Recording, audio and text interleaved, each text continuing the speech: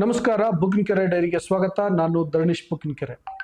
ಡಿ.ಸಿ.ಎಂ. ಡಿ.ಕೆ. ಶಿವಕುಮಾರ್ ಮತ್ತು ಅವರ ಸಹೋದರ ಡಿ.ಕೆ. ಸುರೇಶ್ ಇವರಿಬ್ಬರು ಮಾಡಿರುವಂತಹ ಟ್ವೀಟ್ಗಳು ಈಗ ರಾಜ್ಯ ರಾಜಕಾರಣದಲ್ಲಿ ಭಾರೀ ಸದ್ದು ಮಾಡ್ತಾ ಇದ್ದಾವೆ. ಯಾಕೆ ಈ ಟ್ವೀಟ್ಗಳಿಗೆ ಇಷ್ಟೊಂದು ಮಹತ್ವ ಅಂತಂದರೆ, ಡಿ.ಕೆ. ಶಿವಕುಮಾರ್ ಕಳೆದ 3-4 ತಿಂಗಳಲ್ಲಿ ರಾಹುಲ್ ಗಾಂಧಿಯವ್ರನ್ನ ಭೇಟಿ ಮಾಡಬೇಕು ಅಂತ ಹರಸಾಹಸವನ್ನು ಪಟ್ಟಿದ್ರು, ಸಾಧ್ಯ ಆಗಿರಲಿಲ್ಲ. ಈಗ ಅಚಾನಕ್ಕಾಗಿ ಭೇಟಿ ಮಾಡಿದರು, ಪ್ರತ್ಯೇಕವಾಗಿ 1-2 ನಿಮಿಷ ಮಾತಾಡಿದರು. ಆ ಭೇಟಿಯ ಬಳಿಕ, ಮಾತುಕತೆಯ ಬಳಿಕ ಡಿ.ಕೆ. ಶಿವಕುಮಾರ್ ಟ್ವೀಟ್ ಮಾಡಿದ್ದಾರೆ. ಅದರ ಬೆನ್ನಲ್ಲೇ ಡಿ.ಕೆ. ಸುರೇಶ್ ಟ್ವೀಟ್ ಮಾಡಿದ್ದಾರೆ. ಅದರಿಂದಾಗಿ ಈ ಟ್ವೀಟ್ಗಳಿಗೆ ಇಷ್ಟೊಂದು ಮಹತ್ವ.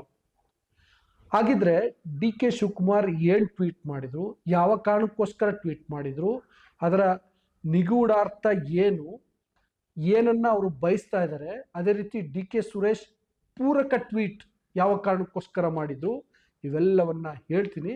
ಅದಕ್ಕೆ ಮೊದಲು ನಾನು ನಿಮಗೆ ರಿಕ್ವೆಸ್ಟ್ ಮಾಡ್ತೀನಿ, ನೀವು ಇನ್ನೂ ಬುಕ್ಕಿನಕೆರೆ ಡೈರಿಯನ್ನು ಸಬ್ಸ್ಕ್ರೈಬ್ ಮಾಡಿಲ್ಲ ಅಂದರೆ ದಯವಿಟ್ಟು ಸಬ್ಸ್ಕ್ರೈಬ್ ಮಾಡಿ, ಲೈಕ್ ಮಾಡಿ, ಶೇರ್ ಮಾಡಿ ಮತ್ತು ಬೆಲ್ ಬಟನನ್ನು ಪ್ರೆಸ್ ಮಾಡಿ. ಮೊದಲನೇದಾಗಿ ಡಿ.ಕೆ. ಶಿವಕುಮಾರ್ ಏನನ್ನು ಟ್ವೀಟ್ ಮಾಡಿದ್ದಾರೆ ಅನ್ನುವಂಥದ್ದನ್ನು ನೋಡೋದಾದರೆ, ಪ್ರಯತ್ನ ವಿಫಲ ಆಗ್ಬೋದು, ಆದರೆ ಪ್ರಾರ್ಥನೆ ಫಲಿಸುತ್ತೆ ಅನ್ನುವಂಥ ಟ್ವೀಟನ್ನು ಮಾಡಿದ್ದಾರೆ. ಇದಾದಮೇಲೆ ಡಿ.ಕೆ. ಸುರೇಶ್ ಯಶಸ್ಸಿನ ಮೊದಲ ಹೆಜ್ಜೆಯೇ ಪ್ರಯತ್ನ, ಸತತ ಪ್ರಯತ್ನದ ಫಲವಾಗಿ ಯಶಸ್ಸು ಅಂತೇಳಿ ಟ್ವೀಟ್ ಮಾಡಿದ್ದಾರೆ. ಈ ಅಣ್ಣ ತಮ್ಮದಿರಿಬ್ಬರ ಟ್ವೀಟ್ಗಳು ಒಂದಕ್ಕೊಂದಕ್ಕೆ ಏನೋ ಸಂಬಂಧ ಇದೆ ಅಂತ ಹೇಳ್ತಾ ಇದ್ದಾರೆ. ಮೊದಲನೇದಾಗಿ ಡಿ.ಕೆ. ಶಿವಕುಮಾರ್ ಅವರ ಟ್ವೀಟ್ ನಿಗೂಢಾರ್ಥವನ್ನು ನೋಡೋದಾದರೆ ನೋಡಿ, ಅವರು ಇಲ್ಲಿವರೆಗೆ ನಾನು ಇಂಟ್ರಡಕ್ಷನಲ್ಲೇ ಹೇಳ್ದಂಗೆ ರಾಹುಲ್ ಗಾಂಧಿಯವ್ರನ್ನ ಭೇಟಿ ಮಾಡಲಿಕ್ಕೆ ತುಂಬ ಪ್ರಯತ್ನವನ್ನು ಪಟ್ಟಿದ್ರು. ರಾಹುಲ್ ಗಾಂಧಿಯವ್ರನ್ನ ಭೇಟಿ ಮಾಡಲಿಕ್ಕೆ ಮತ್ತು ತನಗೆ ಮುಖ್ಯಮಂತ್ರಿ ಸ್ಥಾನವನ್ನು ಕೊಡಿ ಅಂತ ಹೈಕಮಾಂಡ್ಗೆ ಮನವೊಲಿಸಲಿಕ್ಕೆ ಡಿ.ಕೆ. ಶಿವಕುಮಾರ್ ಅವರು ಸಿಕ್ಕಾಪಟ್ಟೆ ಪ್ರಯತ್ನವನ್ನು ಮಾಡಿದರು. ಆ ಯಾವ ಪ್ರಯತ್ನಗಳು ಫಲಿಸಿರಲಿಲ್ಲ. ಈಗ ರಾಹುಲ್ ಗಾಂಧಿ ಬಳಿ ಅವರು ಪ್ರಾರ್ಥನೆಯನ್ನು ಮಾಡ್ಕೊಂಡಿರ್ಬೋದು ಅಂತ ನನಗನ್ಸುತ್ತೆ. ಇದು ನನ್ನ ವೈಯಕ್ತಿಕ ಅಭಿಪ್ರಾಯ. ಪ್ರಾರ್ಥನೆ ಅಂದರೆ ಮೊದಲನೇದಾಗಿ ಮುಖ್ಯಮಂತ್ರಿ ಬದಲಾವಣೆ ವಿಷಯಕ್ಕೆ ಸಂಬಂಧಪಟ್ಟಂತೆ ಸಮಯಾವಕಾಶವನ್ನು ಕೇಳಿರ್ಬೋದು ಡಿ.ಕೆ. ಶಿವಕುಮಾರ್ ರಾಹುಲ್ ಗಾಂಧಿಯವರ ಬಳಿ. ಅದಕ್ಕೆ ರಾಹುಲ್ ಗಾಂಧಿಯವರು ಪೂರಕವಾಗಿ ಸ್ಪಂದಿಸಿರ್ಬೋದು, ಅಥವಾ ನೇರವಾಗಿ ವಿಷಯವನ್ನೇ ಪ್ರಸ್ತಾಪಿಸಿರ್ಬೋದು, ಅದಕ್ಕೂ ಸಕಾರಾತ್ಮಕವಾಗಿ ಸ್ಪಂದಿಸಿರ್ಬೋದು, ಗೊತ್ತಿಲ್ಲ ಅಲ್ಲೇನಾಗಿದೆ ಅಂತ. ಯಾಕೆಂದ್ರೆ ಅದು 1-to-1 ಮೀಟಿಂಗ್. ಇದರಿಂದಾಗಿ ಡಿ.ಕೆ. ಶಿವಕುಮಾರ್ ಅವ್ರಿಗೆ ಅನ್ಸಿರ್ಬೋದು ಈಗ ಏನು ಅಂದರೆ, ಇಷ್ಟು ದಿನ ನಾನು ಪ್ರಯತ್ನವನ್ನು ಪಟ್ಟಿದ್ದೆ, ಅದು ಫಲವನ್ನು ಕೊಟ್ಟಿರಲಿಲ್ಲ. ಈಗ ನಾನು ರಾಹುಲ್ ಗಾಂಧಿ ಅವ್ರ ಬಳಿ ಪ್ರಾರ್ಥನೆಯನ್ನು ಮಾಡಿಕೊಂಡಿದ್ದೀನಿ, ಆ ಪ್ರಾರ್ಥನೆ ಫಲ ಕೊಟ್ಟಿದೆ ಅಂತ ಅನಿಸಿರ್ಬೋದು. ಆ ಕಾರಣಕ್ಕೋಸ್ಕರ ಅವರು ಪ್ರಯತ್ನ ವಿಫಲವಾದರೂ ಪ್ರಾರ್ಥನೆ ವಿಫಲ ಆಗಲ್ಲ ಅಂತೇಳಿ ಟ್ವೀಟನ್ನು ಮಾಡಿರ್ಬೋದು. ಇದರಲ್ಲಿ ಇನ್ನೊಂದು ತಂತ್ರಗಾರಿಕೆ ಕೂಡ ಇದೆ. ಅದು ಬಹಳ ಮುಖ್ಯವಾದಂತಹ ಮತ್ತು ಬಹಳ ಇಂಟ್ರೆಸ್ಟಿಂಗ್ ಆದಂತಹ ವಿಷಯ.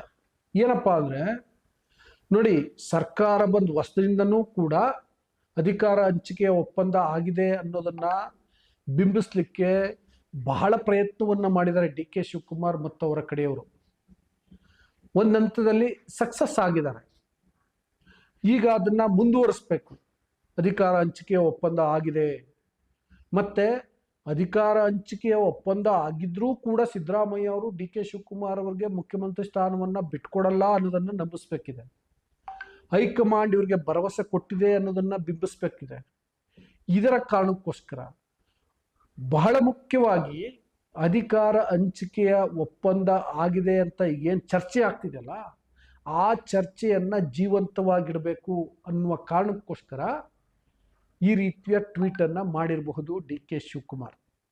ನನಗೆ ಯಾಕೆ ಇಂಥ ಅನುಮಾನ ಬರ್ತಿದೆ ಅಂತಂದರೆ, ನಿಜಕ್ಕೂ ಇವರು ರಾಹುಲ್ ಗಾಂಧಿಯವರ ಬಳಿ ಅಂತ ಪ್ರಾರ್ಥನೆಯನ್ನೋ ಪ್ರಸ್ತಾವನೆಯನ್ನೋ ಏನೋ ಇಟ್ಟಿದ್ದು, ಅದಕ್ಕೆ ಅವರು ಸಕಾರಾತ್ಮಕವಾಗಿ ಸ್ಪಂದಿಸಿದ್ರೆ ಅದಕ್ಕೆ ತಕ್ಕಂತೆ ರಾಹುಲ್ ಗಾಂಧಿಯವರು ನಡ್ಕೊಳ್ಬೇಕಾಗತ್ತೆ.